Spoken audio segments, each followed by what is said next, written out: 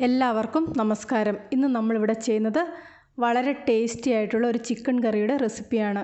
തനി നാടൻ രീതിയിലാണ് ഇത് ഉണ്ടാക്കിയെടുക്കുന്നത്. മസാലയൊക്കെ നന്നായിട്ട് പിടിച്ച് നല്ല ടേസ്റ്റി ആയിട്ട് നമുക്കിത് ഉണ്ടാക്കിയെടുക്കാം. ഇനി ഇതെങ്ങനെയാണ് ചെയ്യേണ്ടതെന്ന് നോക്കാം. കറി ഉണ്ടാക്കുന്നതിന് വേണ്ടി ഏകദേശം 1 കിലോ ചിക്കൻ ഇവിടെ കഴുകി വൃത്തിയാക്കി എടുത്തു വെച്ചിട്ടുണ്ട്. കുറച്ച് ചെറിയ കഷ്ണങ്ങളായിട്ട് മുറിച്ചെടുക്കുന്നതാണ് നല്ലത്. ഇങ്ങനെയാണെങ്കിൽ മസാലയൊക്കെ നന്നായിട്ട് ഈ ഇറച്ചിയിലേക്ക് പിടിച്ച് കിട്ടും. അടുത്തതായിട്ടൊരു പാനിലേക്ക് കുറച്ച് എണ്ണ ഒഴിച്ചു കൊടുക്കുന്നുണ്ട്. വെളിച്ചെണ്ണ ഉപയോഗിക്കുന്നതാണ് ഏറ്റവും നല്ലത്. എണ്ണ നന്നായിട്ട് ചൂടായി വരുമ്പോൾ ഇതിലേക്ക് 4 സവോള കനം കുറച്ചരിഞ്ഞത് ചേർത്ത് കൊടുക്കാം. സവോളയിലേക്ക് കുറച്ച് ഉപ്പും കൂടെ ചേർത്ത് കൊടുക്കുന്നുണ്ട്. ഇങ്ങനെ ഉപ്പ് ചേർത്ത് കൊടുത്തിട്ടുണ്ടെങ്കിൽ സവോള വളരെ പെട്ടെന്ന് വഴന്ന് കിട്ടും. ഇതൊന്ന് ഇളക്കി കൊടുക്കാം.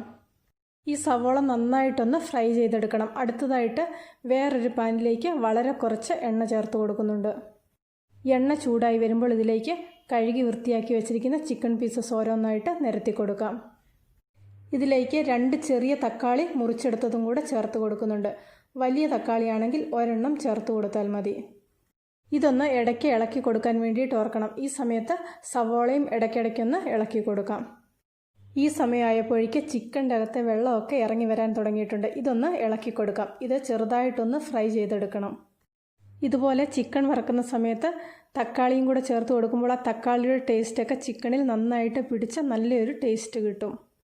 ഇതിലേക്ക് കുറച്ച് ഉപ്പും കൂടെ ചേർത്ത് കൊടുക്കുന്നുണ്ട്.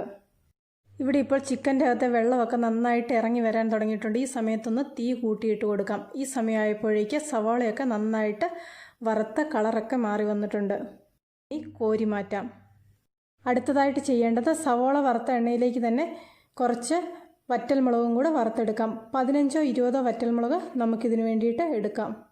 ഓരോരുത്തരുടെയും ടേസ്റ്റിനനുസരിച്ചും മുളകിൻ്റെ ടേസ്റ്റിനനുസരിച്ചും അളവ് മാറ്റാം.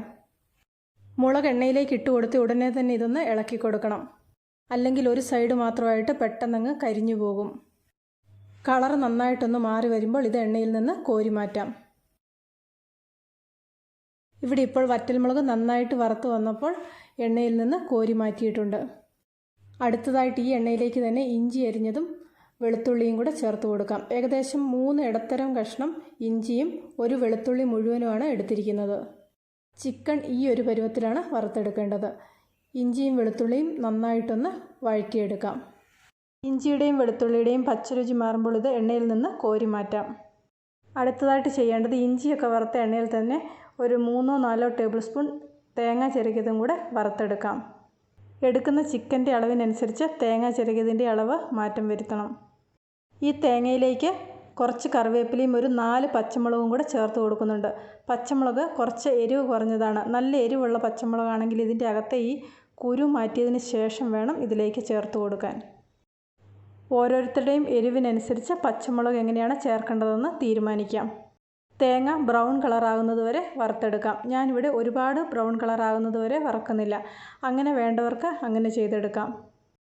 ഇവിടെ ഇപ്പോൾ വറുത്തെടുത്ത ചേരുവകളെല്ലാം മിക്സിയുടെ ജാറിലേക്ക് മാറ്റിയിട്ടുണ്ട്. ഇതിനി നന്നായിട്ടൊന്ന് അരച്ചെടുക്കണം. ഒട്ടും വെള്ളം ചേർക്കാതെ വേണം അരച്ചെടുക്കാൻ. അരച്ചെടുത്ത ചേരുവകൾ ഇവിടെ ചിക്കനിലേക്ക് ചേർത്ത് കൊടുക്കുന്നുണ്ട്. 1 ടേബിൾ സ്പൂൺ ഗരം മസാലയും കൂടെ ചേർത്ത് കൊടുക്കാം. വേറെ ഒരു പൊടികളും ഇതിലേക്ക് ചേർത്ത് കൊടുക്കുന്നില്ല. ചേരുവകളൊക്കെ ഇനി നന്നായിട്ടൊന്ന് ഇളക്കി കൊടുക്കാം. കൂട്ടുകൾ അരച്ചെടുത്ത മിക്സിയിൽ കുറച്ച് വെള്ളം ഒഴിച്ച് അതും കൂടി ഇതിലേക്ക് ചേർത്ത് കൊടുക്കുന്നുണ്ട്. ഇതും കൂടി ഒന്ന് ഇളക്കിയതിന് ശേഷം ഇത് കുറച്ച് സമയമൊന്ന് നന്നായിട്ട് ഈ ചിക്കനൊക്കെ വെന്ത് വരുന്നത് വരെ ഒന്ന് അടച്ചു വെക്കാം.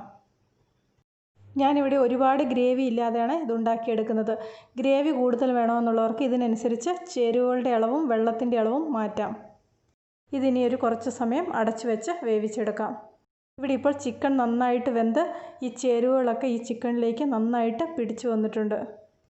വളരെ ടേസ്റ്റി ആയിട്ടുള്ളൊരു നാടൻ ചിക്കൻ കറിയുടെ റെസിപ്പിയാണിത്. എല്ലാവരും ഒരു പ്രാവശ്യം ഇതുപോലെ ഒന്ന് ചെയ്തു നോക്കുക. തീർച്ചയായിട്ടും നിങ്ങൾക്കിതിൻ്റെ ടേസ്റ്റ് ഇഷ്ടപ്പെടും. ഇന്നത്തെ ഈ റെസിപ്പി ഇഷ്ടപ്പെട്ടെങ്കിൽ ലൈക്ക് ചെയ്യാനും ഷെയർ ചെയ്യാനും നിങ്ങളുടെ അഭിപ്രായങ്ങൾ അറിയിക്കാനും മറക്കണ്ട. ചാനൽ ഇതുവരെ സബ്സ്ക്രൈബ് ചെയ്തിട്ടില്ലെങ്കിൽ സബ്സ്ക്രൈബ് ചെയ്ത് റൈറ്റ് സൈഡിലെ ബെല്ലൈക്കണും കൂടി ഒന്ന് ക്ലിക്ക് ചെയ്യുകയാണെങ്കിൽ ഞാനിടുന്ന എല്ലാ വീഡിയോയുടെയും നോട്ടിഫിക്കേഷൻ നിങ്ങൾക്ക് അപ്പോൾ കിട്ടുന്നതായിരിക്കും. പുതിയൊരു വീഡിയോയുമായിട്ട് വീണ്ടും കാണാം.